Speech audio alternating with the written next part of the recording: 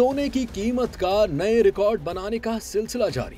All Pakistan James and jewellers association के मुताबिक आज मुल्क में सोने की फी तोला कीमत 2,380 रुपए इजाफे के साथ 3,23,380 रुपए की बुलंद तरीन सतह पर है। एसोसिएशन के मुताबिक मुल्क में 10 ग्राम सोने की कीमत 2,041 रुपए इजाफे से 2,77,246 रुपए है। दूसरी जानिब आलमी बाजार में भी सोने की कीमत $22 इजाफे से $3,074 फी औंस है। ख्याल रहे कि मार्च में सोने की फी तोला कीमत में मजमूई तौर पर 22,880 रुपए और रवां साल के 3 माह के दौरान 50,780 रुपए इजाफा हुआ है।